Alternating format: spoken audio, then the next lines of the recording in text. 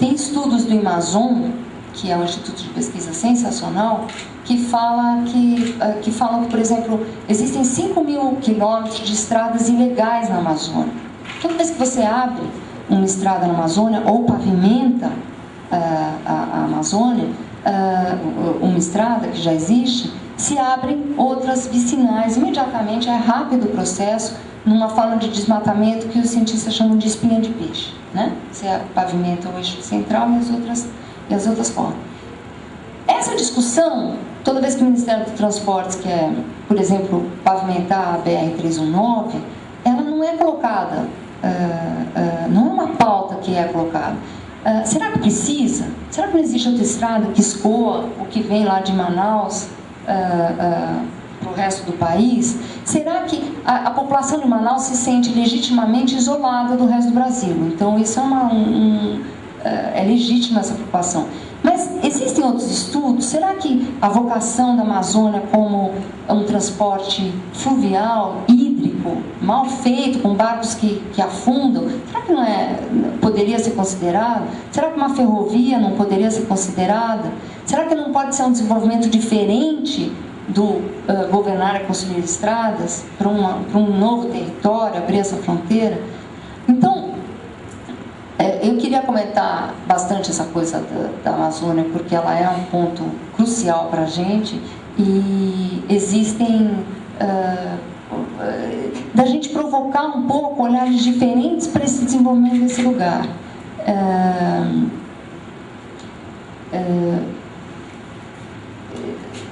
Porque, de novo, né, voltando para a ciência, a gente sabe que da Amazônia 15% já está desmatado, e existe um ponto, um cientista do próprio Amazon fala muito disso, e o cientista do PCC também, e mais o tanto que foi, o tanto que está degradado e que é difícil que se mensure.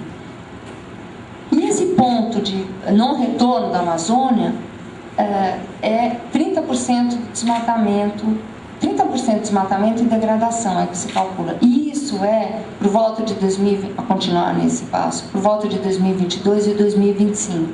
Ou seja, logo aqui, é perto, né?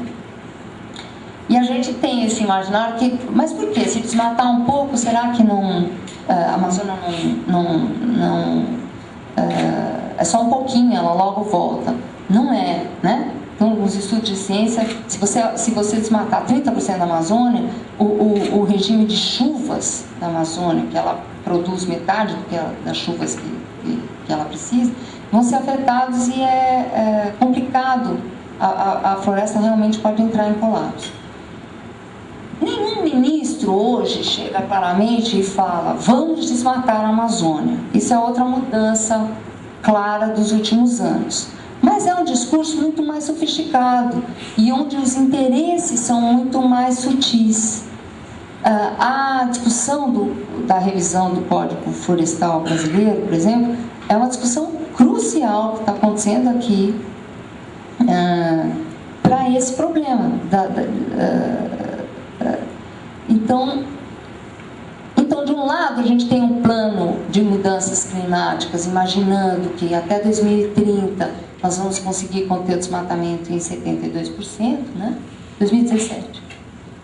E do outro, um plano nacional de energia que não linka com isso, né? Construir estradas que não linkam, quer dizer, na verdade, a imprensa brasileira também reproduz uma esquizofrenia do governo. Então é difícil, porque você chega para os ministros e eles não respondem a tua pergunta. Bom, eu queria só terminar falando o seguinte, duas histórias eu queria contar para vocês. Eu fui cobrir a COP na Polônia, e lá eu vi duas coisas que eu fiquei bastante impressionada. A discussão no Brasil, não só no Brasil, mas fortemente no Brasil, ela passa pela mitigação. Essa palavra meio enigmática, né, do que o PCC jogou no ar. E mitigação significa energia. Então, essa discussão no Brasil a gente conseguiu levantar. A gente vê isso com as hidrelétricas e tudo e tal. O outro ponto, que é a adequação às mudanças climáticas, é alguma coisa que até agora no Brasil é tímido, é absolutamente incipiente.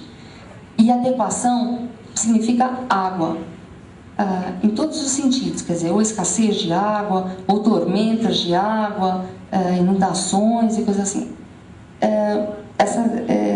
As duas historinhas que eu queria contar para vocês, uma eu ouvi de um representante da Cruz Vermelha, que contou o seguinte, que em Bangladesh, tinha lá uma senhora, Bangladesh sempre está sendo muito cheia de muitas inundações, e uma senhora, uma bela hora, resolveu abandonar o galinheiro e criar patos, porque o pato nada e as galinhas morrem, e ela estava sempre reconstruindo o galinheiro. A Cruz Vermelha viu isso, achou interessante e está trazendo essa experiência para vários países da África carentes e povoados africanos que vivem feitos ao lado de rios, onde as inundações acontecem meio sem aviso e rapidamente.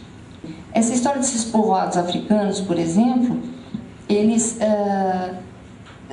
tomaram 4 atitudes muito simples para se adequar ao problema. Um é deixar de jogar os grãos no chão, porque a inundação do rio era rápida, de repente, e eles perdiam toda a produção. Então agora eles põem num saco. Aí tem um sistema de apitos, onde algumas pessoas monitoram pelo ruído o fluxo de água que vem do rio. E daí eles apitam, começam a ouvir mais barulho, é assim. Apitam, avisam o pessoal do povoado, o pessoal pega os sacos da produção deles, leva para o ponto mais alto do vilarejo, que costuma ser a igreja, estoca lá, a inundação passa, eles não perdem tudo. É um exemplo de adaptação muito simples, nada mirabolante, mas que isso está se difundindo no mundo. No Brasil, com todas as cidades costeiras que nós temos, até agora não existe nada, pelo menos que eu tenha conhecimento, de sólido, né? A outra história, rapidinho, é o seguinte: também na Polônia, um grupo de jornalistas que eu estava fazendo parte entrevistou o Rajendra Pachauri, né, o presidente do IPCC, que é um economista indiano.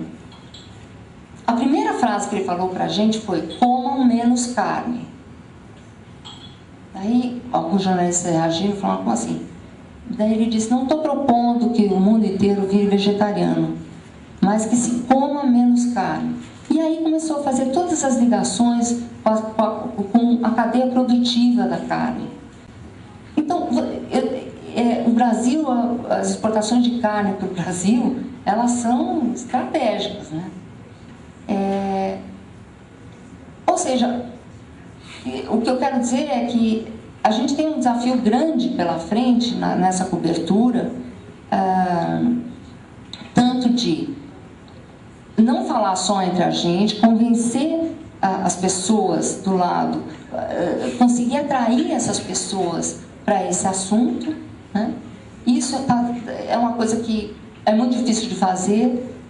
Eu mesmo outro dia recebi 2 e-mails, um de um jornalista nova-iorquino que está na Tailândia fazendo um guia prático para que a imprensa consiga divulgar as mudanças climáticas. E esse guia começa dizendo: esse é o desafio desse século, né? E o meu colega do lado, eu tinha escrito uma matéria, falou assim: nossa, o Brasil é o 4º emissor de gases de estufa. Muito surpreso. Eu escrevo sobre isso quase todo dia. E o meu colega do lado não se interessa, quer dizer, eu estou fazendo alguma coisa errada, né? Então, primeiro é a gente tentar tornar esse assunto mais palatável, que interesse mais as pessoas. Eu acho que esse não é um desafio só de imprensa brasileira, mas da imprensa como um todo.